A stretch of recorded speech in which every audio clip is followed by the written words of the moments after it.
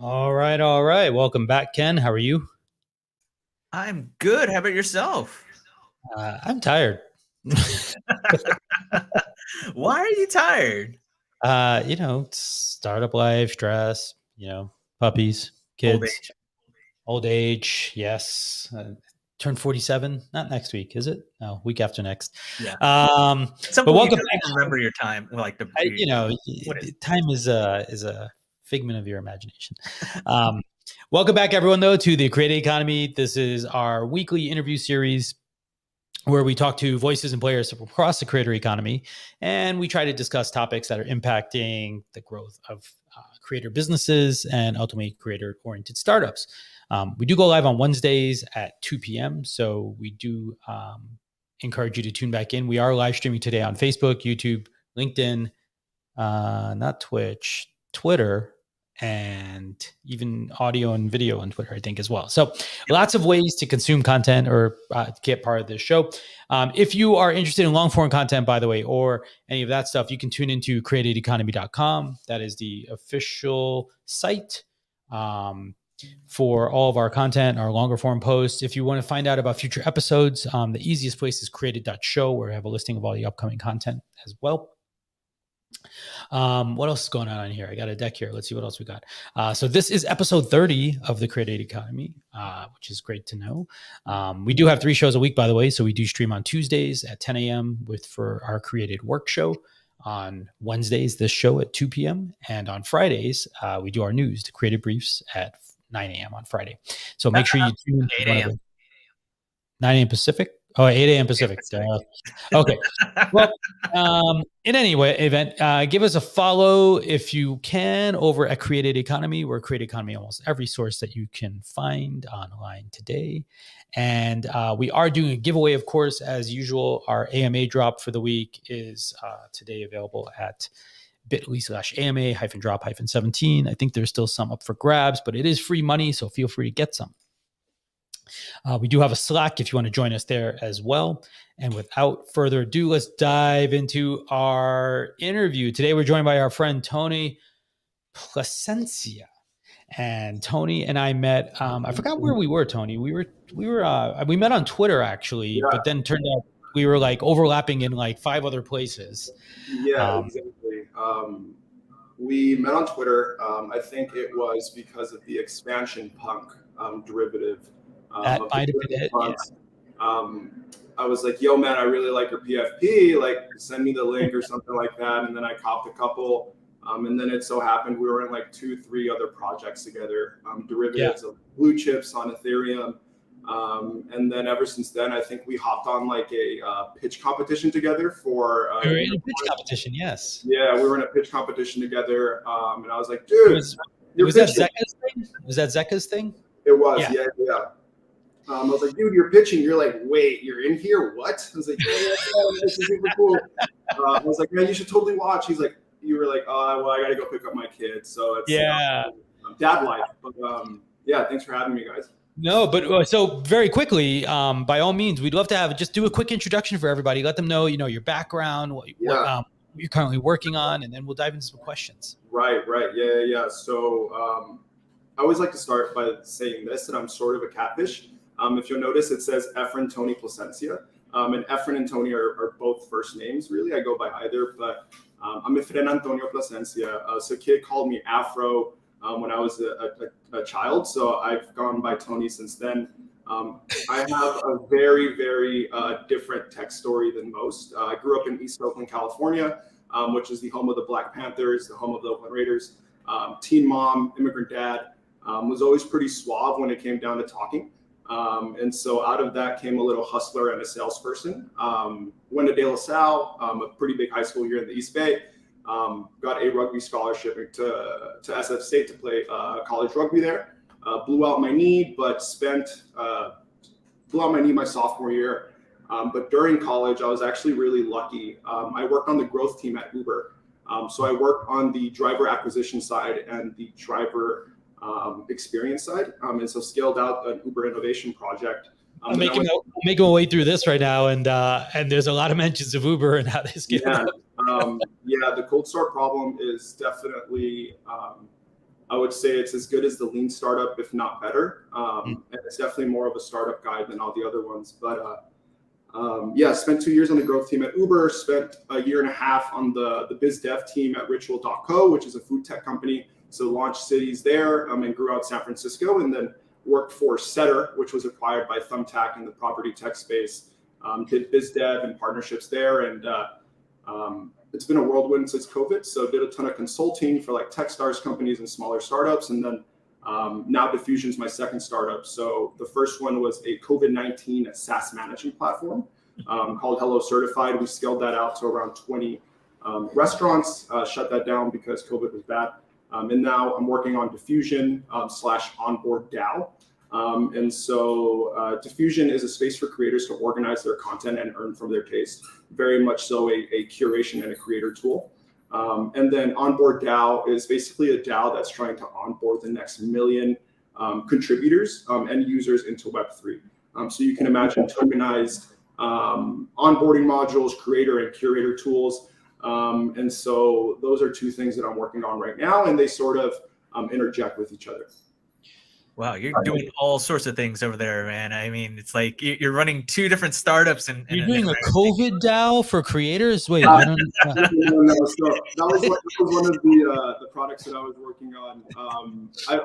I kind of stumbled into this creator economy crypto kind of thing. I'm originally a marketplace and SaaS guy. So HelloCertified.com was the startup. It was a SaaS company. And then I went to Launch House in Los Angeles. Spent about a month there, now like a lifelong member, and just got done into the rabbit hole and like really fell in love with this creator space and crypto space. So tell us a little more about Diffusion Me, I guess. And obviously I definitely want to hear about the DAO as well, but definitely tell us what's going on with Diffusion. I guess, like, what's the problem you're trying to solve for, and how's it going? Right. So like, I guess where I'd love to start, it's probably explaining the name Diffusion. I always like to start there. So a cultural diffusion is the spreading out and merging of pieces from different cultures. And so to me, what that is how we do it now is really through content, right? So we express ourselves, we express our beliefs and our culture through the content that we consume and that we share. And so with Diffusion, really what I wanted to do was create a tool that allowed people to curate that content and get that message across. Right. And so that's where the name of Diffusion came along. But what is the problem that we're really trying to solve here at Diffusion? And so I would say this, like, put simply, there's just no easy way for creators to curate the web so they can find valuable content to share with their community. Right. Not only that, but the platforms really aren't built to support their creative processes or streamline any process, whether it be from like saving content all the way to earning and connecting directly with their fans. And so what we wanted to do at Diffusion was create first a single player tool and then really try to scale that up into like a multi-player network. So the way that the first part of the problem was no way to find valuable content and share. We have a Google Chrome extension and a web app. With this Google Chrome extension, you're able to save a YouTube video, an article, a tweet, or a podcast.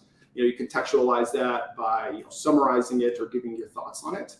And then you're able to go to this Notion style, Trello style sort of web app where you can then curate it into a list or or into a board.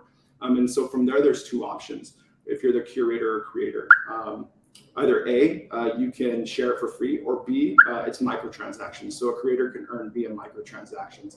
And so, one, it's like really streamlining this process of organizing content to curating content. To then monetizing directly from your fans. Ken may have some questions about curation.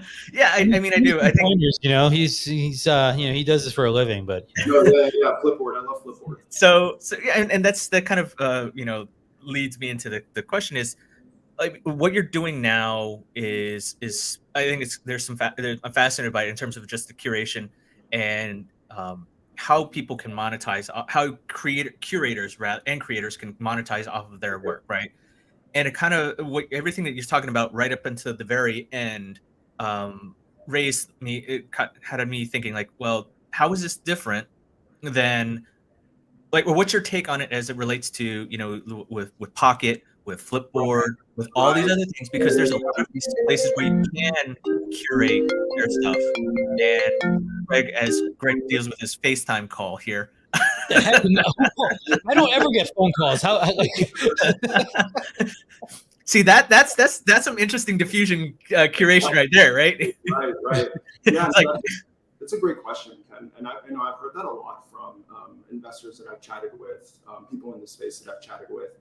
And I'll say this quickly about Pocket, especially because I think this is a solid example. Is Pocket has an amazing saving tool. It's one of the most, it's really the first one out there. But the problem with Pocket, and this is completely my opinion, is they focused on this utility of saving content versus making content curation social, right? And so they had this saving piece first, and then they layered the social piece second. And by that time, the product habit with Pocket was, let me save this content and read it for myself. But I think what's happening, right, with this abundance of information and this like rise of creators, like you're really seeing maybe three things happen, right? It's like either A, the creator interfaces the platform, right? So like there's a platform, the creator, this content reaches their audience. Second, it's like the curator interfaces the creator, right? So like you have a creator or a ton of creators, and then you have a curator account that, you know, curates all these different creator content to then fit a vibe to then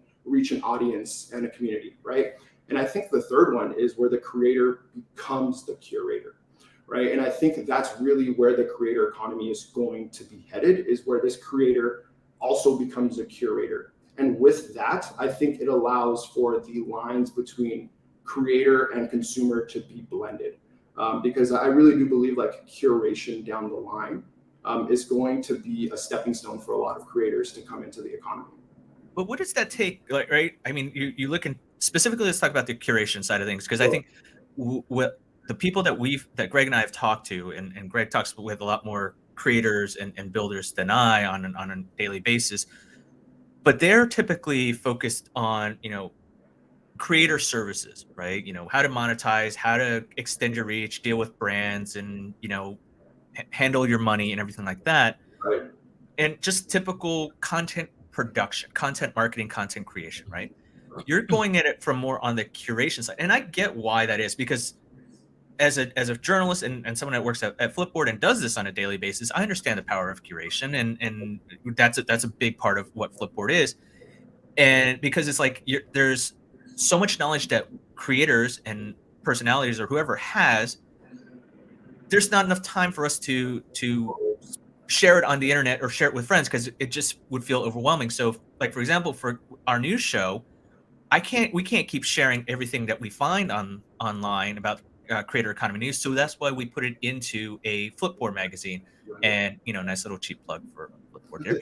But so I'm fascinated in terms of your take on that curation side of things. Yeah. How are you able to monetize that, right? And turn that into, because it's like, on one hand, it's like, hey, let's focus on the knowledge, the insights that somebody has, because it's not only just taking an article or taking content, like a blog post that Greg has. Yeah. You're like, hey, Greg, I like that insight you put about Web3. Okay, let me put that into, like, now I can put that into Flipboard magazine. Right. But on a diffusion side, walk me through that process, and then how can I, as that creator, how can I monetize that from there on? What's your secret sauce? That's a great question, and I think that's really where the secret sauce is going to be for a lot of creator platforms. And what I mean by that is, as the creator economy continues to grow, and, you know, as this kind of like crypto fad continues to come on, and I don't want to call it a fad, rather, it's just, you know, as crypto continues to grow and really interject itself with creator economy, we're going to see this, like, and we're already seeing it. It's creators want to own the rights of monetization, own the rights of distribution, own the rights of ownership. They're looking for all of these different things. And so with Diffusion, what I'm really trying to do and figure out, and I tell a lot of creator economy founders as well, is figure out how you can help creators distribute the content they're creating on your platform, right? And so how do you do that? It's by tapping into their existing fans and their communities. So there's been really 3 distribution mechanisms that we've been using at Diffusion to help creators monetize. One, it's embedding into their websites. And so often, depending on the tier of creator that you're dealing with, if it's an amateur creator, usually they'll have a link tree. If it's like a mid-tier creator, anywhere from 150 to 275, they'll usually have some sort of homepage. and so on and so forth. And so we've decided to go ahead and embed our diffusion boards or their diffusion boards into their website. Number two is often, at least for a couple of our creators, Danny and Kyla Scanlon, they have communities, whether it be on Discord, WhatsApp, or Substack as an email list, where we can actually just go ahead and do a drop into these diffusion boards. Like, hey, I've gone ahead, I know I wrote this piece on the financial markets. I've gone ahead and curated all the articles that I've came across to make this piece. Go ahead and access it for X amount. So that's number two. And then number three is the very classic, like using Web2 and different platforms as distribution, which is like TikTok, Instagram, Twitter. So those are really the three. That's really the secret sauce to help creators to monetize. And after that, it's just microtransactions and or subscriptions. Yeah, and just for to reset for folks in the space, by the way, we're joined today by Tony Plasencia, our friend, founder of Diffusion.me, and also is it the Open DAO? Onboard DAO. Onboard DAO, sorry. But and we're talking today about sort of one of Tony's startups is his startup, and then there's a DAO. I don't know if you consider DAO startups or not these days, but about curation in particular, and I think the importance of curation. And we've heard many people. I would say that the fundamental problem that the creator economy has is still probably discovery, right? Because largely existing platforms are, and as we get more and more decentralized, right, I think discovery of like creators and the content they're creating is still problematic and needs to be sort of like, we have to find new solutions for. But I do think like, where you're sitting, interestingly enough, Tony, to me is, you take a show even like Ken and I's, a significant portion of the creator economy is actually serving as a filter on all the information in the world, right? So there are certainly a high number of like highly entertaining people who are sort of doing pure play, raw, traditional new content, right? Like original content. But there's other people who are actually serving as like a source, right? Like, and so much like Ken and I say, right, in your average week may read or review 20 articles. In an hour-long show, with providing a little context, we only get through maybe 10 or 12, right? So I do believe that there's way more that you evaluate than you actually have time for relative to the output formats that are possible. And so in the broader scheme of things, I actually really understand where you're coming from, largely because I think like you're saying like, hey, if 90% of your time is actually spent before you do the show, right? Why can't you monetize that 90% of the time that it takes, for the 10 hours to produce the 1 hour? Isn't there a way to monetize the 9 hours or 10 hours that go into that, right? That seems like a really smart strategy to me. Relative to the monetization itself, though, I guess, like just to some brass tacks, is it, when you say it's microtransactions, how does this work then? Do people buy a subscription or are fans buying a subscription like the Diffusion Me or something like that? Yeah, that's a great question. So there's a couple of things that we're really testing out, and what we're really finding is working is this 10% marketplace model, 10% take rate on every transaction except tips. And so usually we're not really hitting anything too crazy, right? Like we're usually selling $5 boards, which contain maybe 8 pieces of content, and we're making at most, I would say, like $1.50 on them, if anything. And that's fine for now. And so the way that it would work as if you were a user on diffusion.me is, let's say I'm subscribed to Ken's Discord community, and Ken is using Diffusion to go ahead and curate all these links that he finds helpful, right? And so what I would be able to do is he drops it into this Discord community. It's diffusion.me/Ken Jung. I'd go ahead and click into his profile. Now I'd have two options. Either I'd see these free boards, which are just like 5 pieces of content that anybody can go in and say like, yeah, I really mess with Ken's taste. His opinion makes sense to me. And then you'd be able to say, okay, great. I can either choose like a longer form board or, just a more in-depth board. And then from there, it really depends. The price points would really depend on how many pieces of content go into this board. And so it's 5, 10, 15 based on the numbers, the pieces of content that are in the board, but, really flexible to the way that works. Now the subscription micro payment piece, subscriptions, we're still testing out with like 2 or 3 creators. I mean, really trying to figure out like, okay, is this really just like a Substack model where people would subscribe to Ken to get his bi-weekly curated finds or top finds via email, or, dropped into his Twitter, whatever the case may be. And so that's sort of how we're going about payment. It's first trying out this like microtransaction, 10% take rate. Then we're going to go ahead and say, okay, how about subscribing to creator? And then the third thing that came up was like, why not Linktree or beacons, right? It's like, you can take this SaaS model and say, okay, great. If the reason creators want to use Diffusion is to curate content in a visually appealing way for fans that represents their brand, then we can go ahead and upcharge for templates, workspaces, collaboration, et cetera, so on. So your 3 models. So your base model, your I guess the foundation, what you have now, are templates, right? That of I guess think of it like pin like what Pinterest, like a pin board, right? In a manner of speaking, and that's more like on the display only side, right? So I can take that board, and put it embed it anywhere I want, right? And then it displays a maximum number, like based on what I want. Right. Like, when you're talking about 5, but then I can swap out, like, is only I can show up a maximum of 5 pieces of content in that board at a given time, so I can swap it out with every 30 minutes or every day or something like that, right? Exactly. And what is the like after that? Like, I think is there, how do you aid in the discovery of those type of things? Because it seems like right now it is think of it like more infrastructure. Totally. Yeah. Are you envisioning like what you get with Pocket and all these other curation apps, which have a very public facing type of, where I can go in and say, oh, I follow you, Tony, on Pocket, and I'm like, oh, I can see your stuff, or it's easy for me to discover content based off of my particular tastes. Exactly. So you can, whatever. I like to think of it as Behance and like Arena. I'm sure you're very, very familiar with them. Flipboard as well, but like more so the Behance and Arena, right? I've sent it to, I think, like 2 people that I trust, and what I got back was like, "Whoa, this is like Instagram for your mind, or like Instagram for your bookmark manager." And I was like, "Yeah, that's exactly what it should be like, right?" And so, you should be able to go into like, man, I really like what Ken's been tweeting recently. Like, where is he getting all this information from? Go to Diffusion, I'm able to get like a really a fine scope into his mind.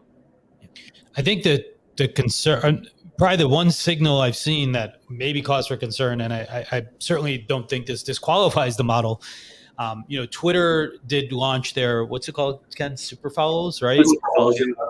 And there was not a lot of uptake. Now, there's obviously a legacy of sort of usage or a pattern of usage there. I think, like, for example, Flipboard might have like a similar problem if they tried to just start like monetizing it, just because people were so accustomed to sort of the free model that it may strike them as odd to start having to pay. But I think Ken's point, from just like, I guess from the, sometimes we're our product development hats here and we're like, hey, what could we do to improve this? I do think creating that webbing is certainly interesting. I actually think, though, where it may be super interesting is adding, like, letting a creator add a hot take to a thing, so that you're actually getting like original content kind of combined with that curation, but it doesn't have to be in this, I'm gonna spend 19 hours in Premiere Pro like editing a video or Final Cut to get to like this polished thing that comes out the other end, right? But Greg, to that point, what I'm thinking is interesting about with Diffusion. It's just like, again, a little bit of bias because I work at Flipboard. But look, I think there's plenty of room for a lot of these services out there, because Lord knows the internet, there's no finite amount of information on the internet. And what I think, though, there is heavy obstacles in the way of Diffusion. I mean, come on, not only from Flipboard, from Pocket, but also Pinterest, right? Pinterest, and we talk about with Twitter with their super follows, and everyone wants to play in this field and like, oh, help curate all this information, everything like that. But I think and I'm curious, and I think this is something I'd like to delve into deeper, is like how you incorporate Web3 into this, right? Because I think from a bigger company, saying, hey, we're going to go into Web3, that's like, oh, wow, like that, they feel like, oh, they'll suck all the oxygen out of the room. But as we know, for big companies to make that kind of a shift, it can be a slow process, right? And for startups, it can be relatively easy because they kind of plan it out. But it's like, how do you do the Web 2 and Web 3 together? Or do you just blow it all up and say, hey, we're just going to go Web 3? I like the fact that you are allowing that embedding into other aspects, that monetization aspect of it. And I'm curious to know a little bit more about that. Plus, And I think, Greg, you might find this interesting. Tony has a Diffusion coin associated with this. So how does that all play into this whole thing? Yeah. So I'll say this in terms of discoverability and how we're aiding it, because I may have skipped over that question now that I remember. And my pup is joining me, so if you guys see her, don't mind her. I was very much focused on how do we go about making this discover first and really like a social network, right? But I think what's super important first, and this may be like just a founder learning the ropes, is really doubling down on one niche and one habit that you can really affect. And so I wanted to create this creator tool with the utility of I can help creators save content, contextualize this content, and share it with their fans one-to-one. I think like that was really what I wanted to focus on first. And then once we get this UX, this UI sort of down of what the board looks like, of what distributing these boards look like, then from there, I think the evolution of like helping these creators be discovered can really flourish. And so I'll answer the second question, which was, can you tell me a little bit about how like Web3 sort of fits into this? Yes. So this is something that I've been noodling on for a while, and sort of why the DAO has come up. And so I very, like I mentioned earlier, for me, curation is going to be one of the jobs of the future, right? Like I think content is just going to become more and more abundant, and there's going to be a need for curators in the world. And there's a platform, one of my buddies, Nir Cabeza from, he was at Columbia, is working on yup.io. So yup.io is a Web3 curator platform. Basically what happens, it rewards curators a Yup token for their likes and ratings across the web. So a Twitter like, for example, is like it's weighted based on the liker's influence, given a token value and distributed to the tweet's author and all the curators that came before it. So basically what that means is, let's say I like a tweet that then Ken likes, that then Greg likes, that then Balji likes, that then Chris Dixon likes, right? All of us are going to earn Yup token and an influence score because we were so early to this piece of content, right? And so through that, like, because you are curating content onto this network, you're able to earn based on obviously the health of it, but also the influence that it brings to this network. And so riffing off of that, like really trying to see what that looks like in a creator first perspective, right? Whether it's like, hey, is this something that we do like rally, right? Like, do we help creators really, as a diffusion token is something that we offer to DAOs, and then we create this infrastructure for not only the curation tool for creators, but also this like community sort of curation and tooling as well. And so that's sort of what we're thinking about, is like really making a Yup meets diffusion version. And how this fits into the DAO is we're really thinking about tokenized onboarding. And so you can imagine, right? And if you guys are familiar with Odyssey DAO, what's his name? Peter. Yeah. Peter, right. He's working on something, Odyssey DAO, same thing as Onboard DAO, but he's very focused on like long form content. And we're really focused on video content. And so, we want to tokenize and reward people for going through this onboarding onto Web3. And then we want to use Diffusion as a tool to help these users and these contributors earn by contributing, really. And so that's sort of the Web3 aspect of it, which is like, how do we set ourselves up to be a tool of the future for jobs of the future? So the Diffusion coin is separate. Is that part of the monetization of my curation? Like, because you're talking about the microtransactions earlier. Right.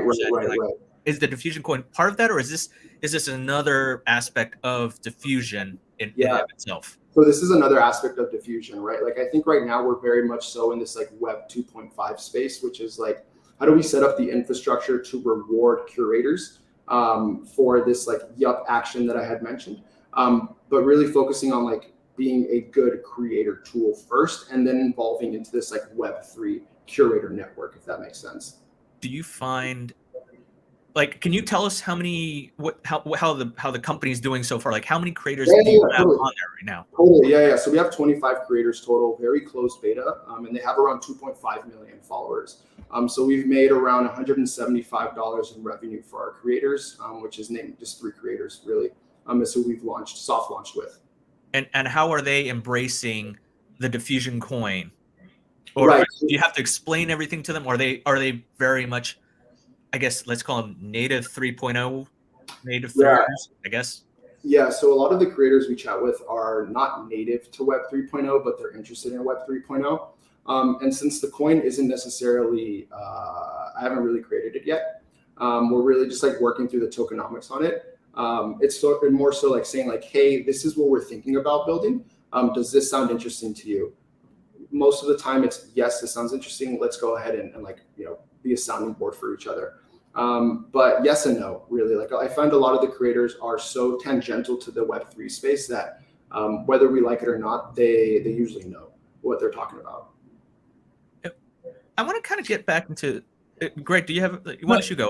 Go ahead, Ken. Yep. Okay. No, a quick question in terms of like, how did you get into this space, right? Because you're looking at your background, everything that you talked about before, from Google to running your own startup. It seems like creators wasn't necessarily your like the thing. Like it's some people that we talk to like, oh yeah, I've always been a creator. I've been a YouTuber, or I've worked in sales or like you're more in the marketplace side of things and everything for the most part of your career.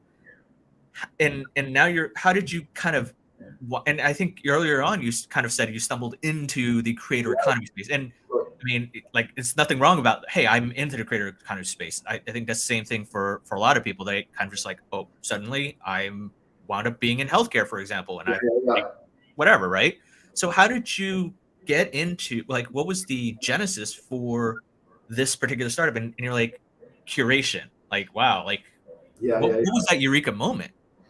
Yeah, I actually really like this story. It's a whole lot of it's like 3-4 catalyst moments that came into it.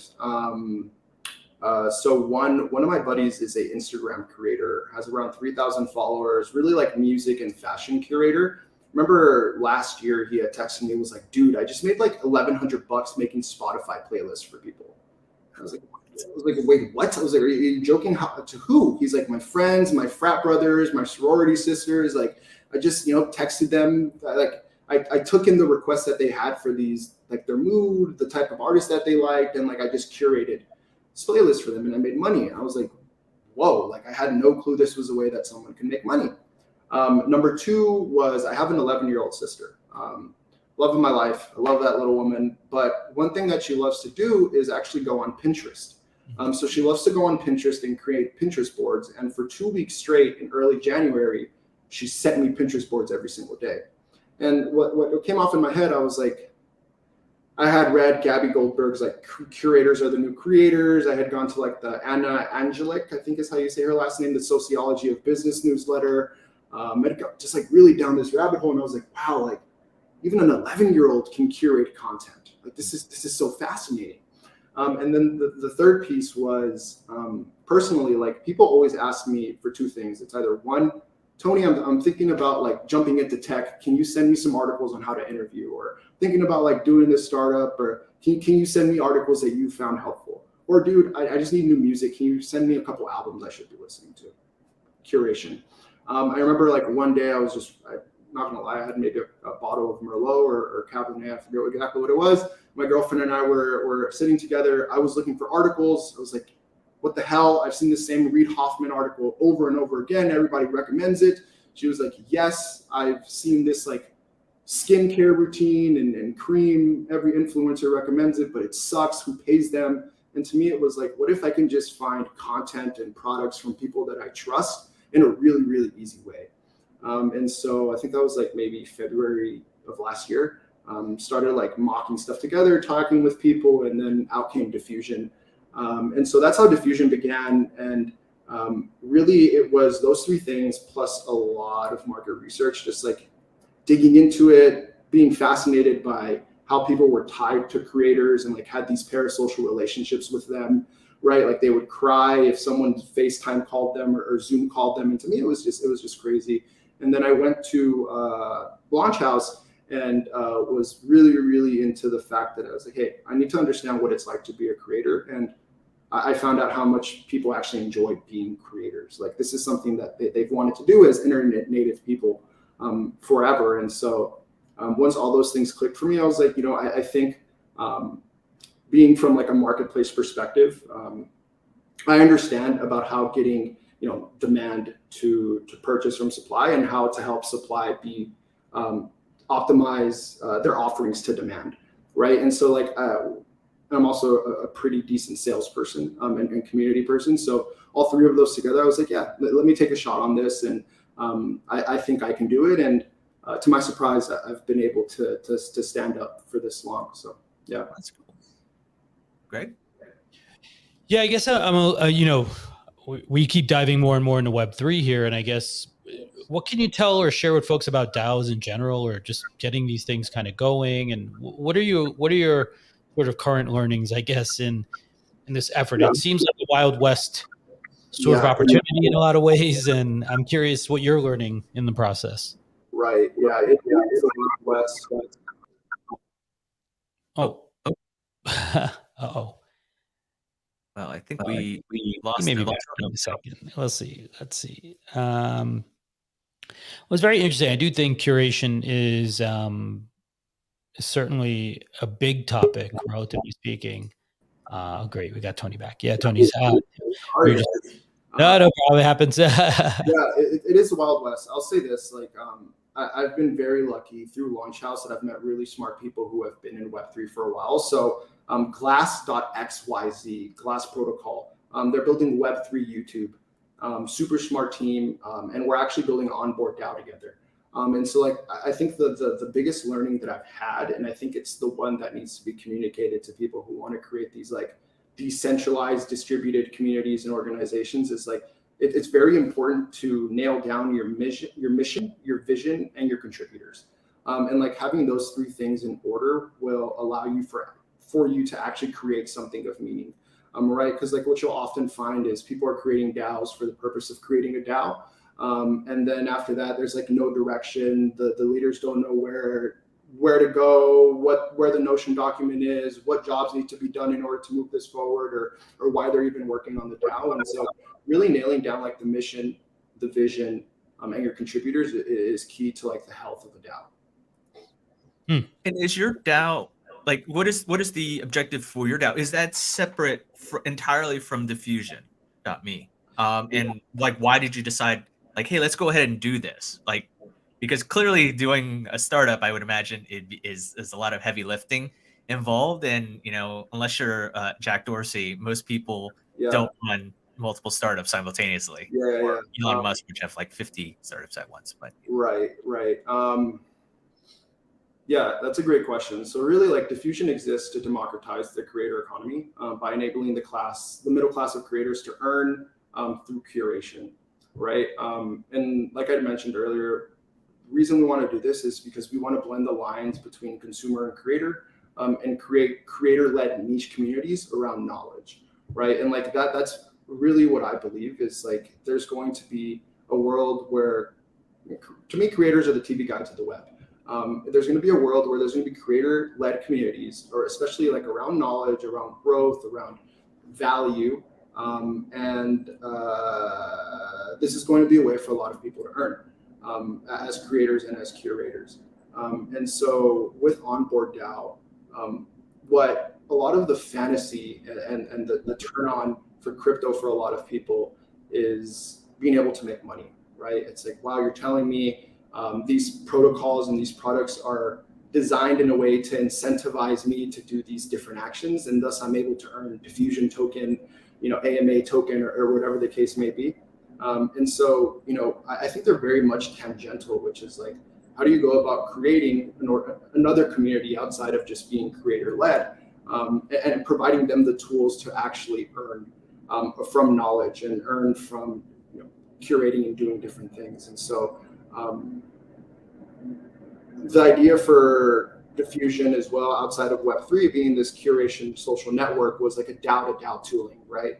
And like where for me, what's really important, I think, is another learning is contribution management and reputation management is going to be super important in the future, meaning like, how do you go about rewarding the people who have contributed the most to your community in a fair way, right? And like, if I had mentioned, like I mentioned earlier with Yup, it rewards you based on your influence and the score of this content that you provide, right? And so you can imagine a world where, you know, AMA DAO and is using Diffusion to help Greg, Ken, and Tony earn through curating content, and now we can, you know, sell this infrastructure to Onboard DAO so they can do the same with their community members in Onboard DAO, and so on and so on and so forth. So you're not trying necessarily to kind of recreate like a clout score of sorts, right? But you're kind of like, when you talk about the influencer score, I'm kind of curious into like to dive a little bit down that rabbit hole. Yeah. And how that relates to like what kind of signals do you get to determine that, to determine if somebody in that community, because I see when you're talking about with the community wise, it's like on one hand it's, I mean, you look at it from the base part of what I understand for Diffusion is like, okay, here's my board, I share it on off platform, off Diffusion, Twitter, Facebook, wherever, on my own blog, and people can interact with that. Like, oh, I like what Ken's doing, blah, blah, blah. So then you have that Substack type model where, hey, I could subscribe to get there, to follow your curation around that particular topic, right? Or, you know, it's like around tech, say I'm tech, right?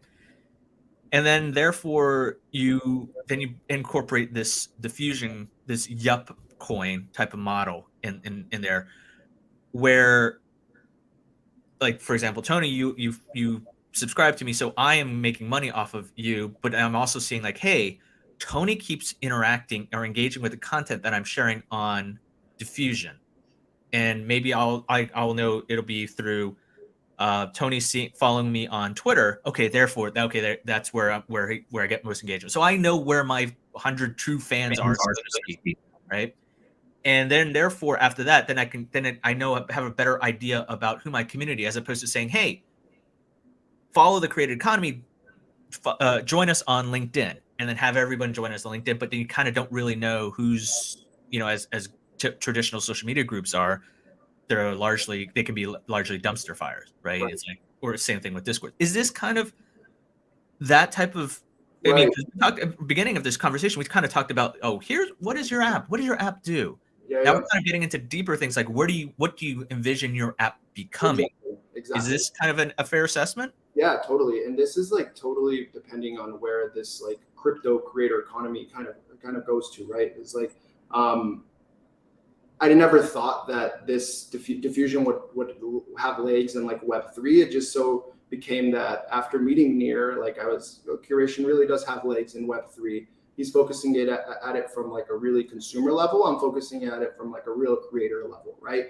And so if it's Web3 creator focused, then yes, completely can, like yours makes sense, right?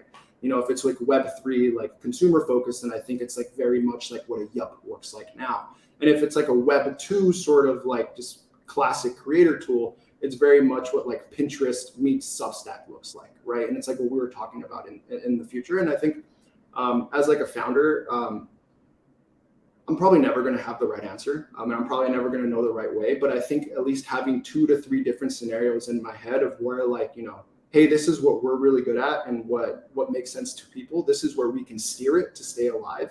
You know, that's where like I really have to be, and like where I'm really thinking about, because the tides are turning in the creator economy. The creator economy is now synonymous with crypto, and vice versa. Yeah, I think from my point of view, I think the creator economy is definitely a subset of sort of the Web3 economies, right? And I think there's a lot of interesting overlap or sort of, you know, dialogue to still happen in these ecosystems. I am curious, I guess, though.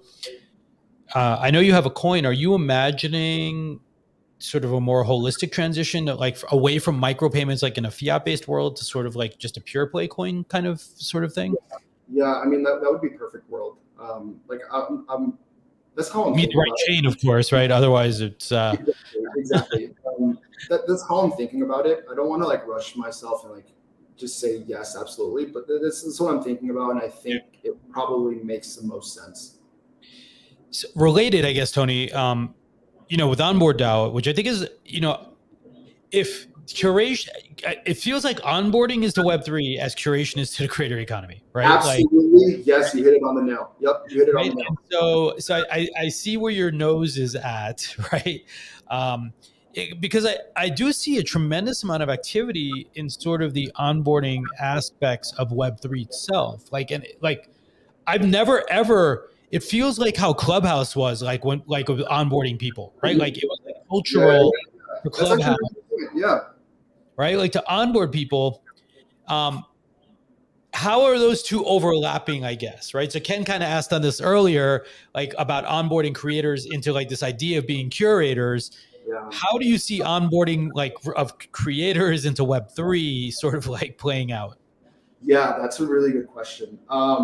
So this is where like I'm actually really happy that I work with the people over at Glass with Onboard DAO. They're like I mentioned, Web3 YouTube. They're very video forward, right? One thing that resonated with a lot of people with Diffusion was we allow for curation across a really diverse field of mediums and like disparate platforms, right? Whereas like algorithmic curation works easier with like one content medium, whether it be short form or like a single repository, like just videos uploaded to TikTok, right? For us, we're having all pieces of content come in. So if you're a visual learner, we have YouTube videos and StreamYards and all these different things. If you like to read, then we have articles and podcast notes, et cetera, so on. And so for Onboard DAO, what we're really focusing on is like we think there's a bigger subset of people who are actually visual learners versus learners who like read, right? And so how do you go about onboarding creators into Web3? I think it's via video.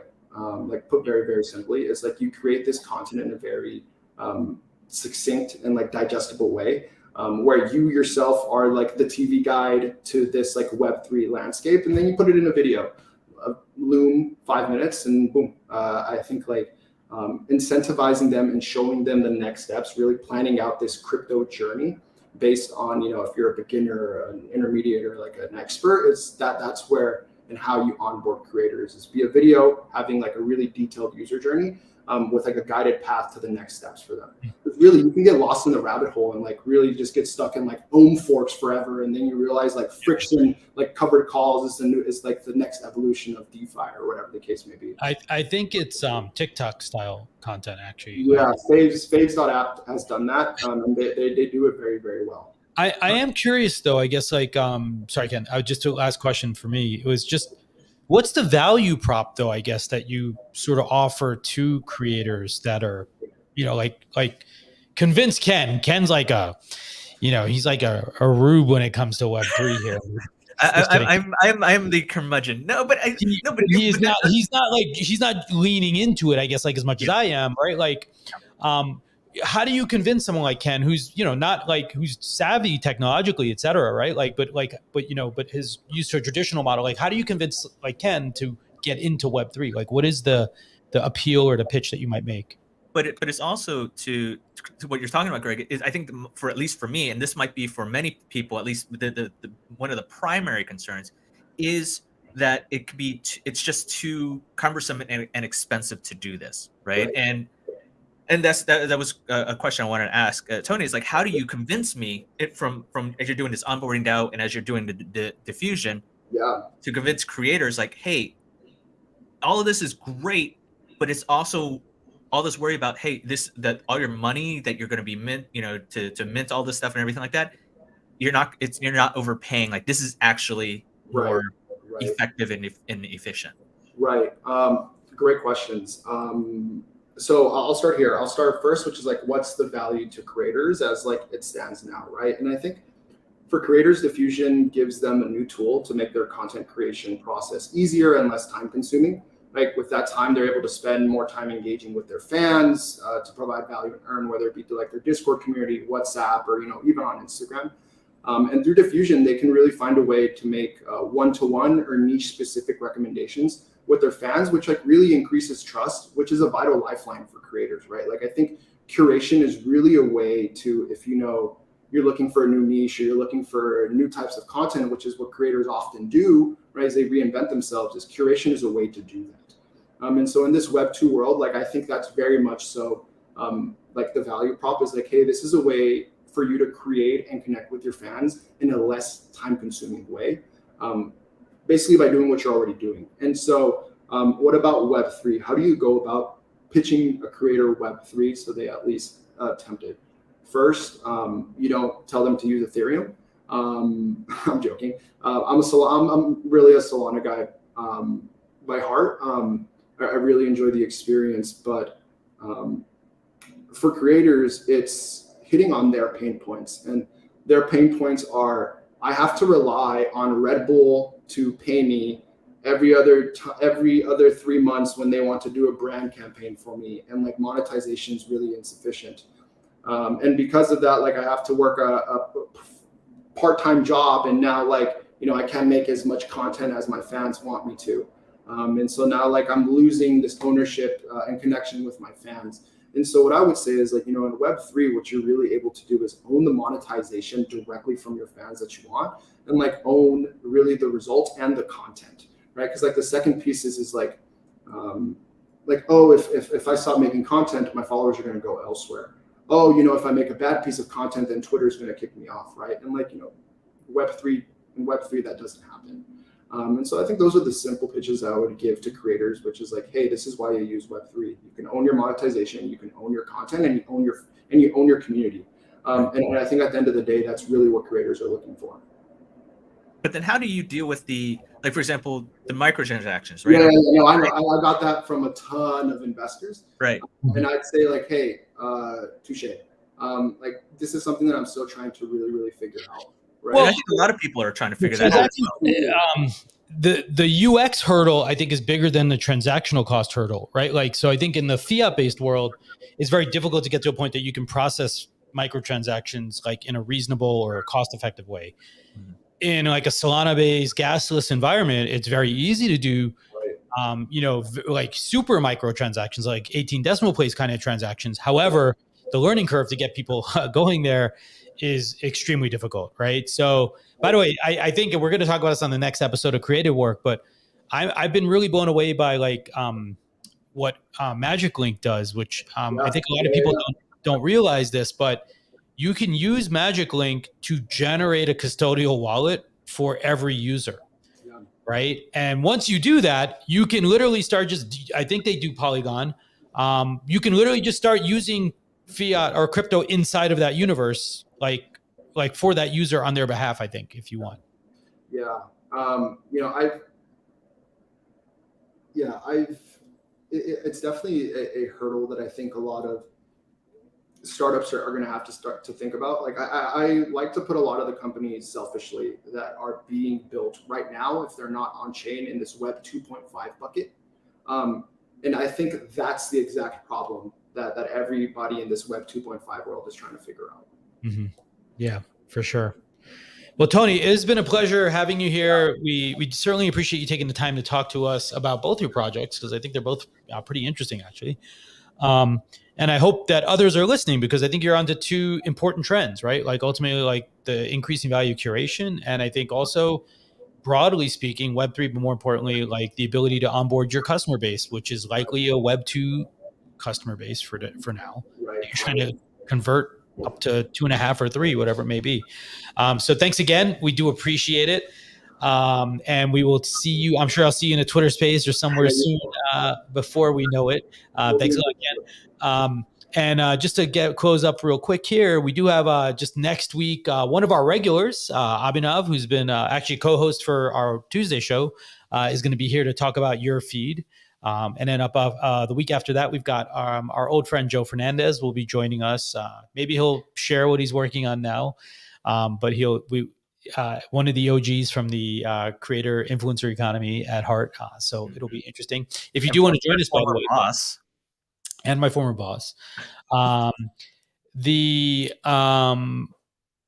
we are now booking guests in March. So if you'd like to be on the show, I think it's like starting from the second week of March right now, I believe. Yeah, I think as good. We're almost mid March. I think we're starting to book out. So yeah.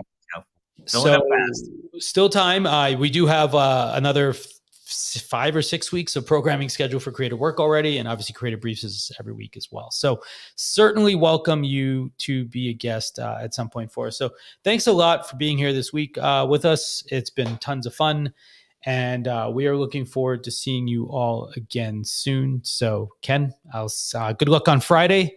Yes. And I'll see you all in a week. Or Yeah, a little over a week.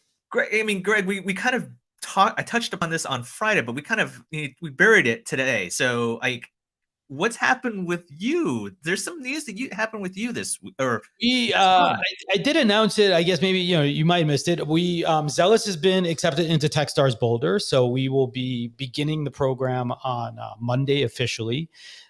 So we are. We're not giving up on the programming in any way. However, we are just sort of, there's some activities that go with getting into the accelerator and starting it off. And so Friday and into next week, I have a bunch of pre-scheduled sort of things to do for Techstars. So we are hiring, by the way. So if you're looking for a job and you're in the creator economy, or you're a developer or in Web3, we're looking for folks to join the team. So we'd love to hear from you. And so it's pretty exciting, and we have a bunch of new stuff coming along. We have been working on the underlying feature set, which is why you don't see us streaming in Zealous right now, because we're making some changes behind the scenes. So I'm looking forward to sharing that with everybody as well. Yeah, and I'm just leading a nice little coup to take over the show slowly here. So, all next week, I told Ken he's welcome to try, but I will just delete him from my StreamYard account. No. But Ken, unfortunately, is being quite gracious to take on the extra heavy load of having to do the news by himself. But feel free to join him and cheer him along or make fun of him like I would. Whatever. Greg will do that anyway. It's from afar. He'll pop in and just. No, if I can still tune in to drop some bombs, I will. But we'll see how it goes. But I probably won't be here next week. But I'll be back the week after. So good luck next week. Have a great week, everyone, and we will see you all soon. Bye-bye. All right.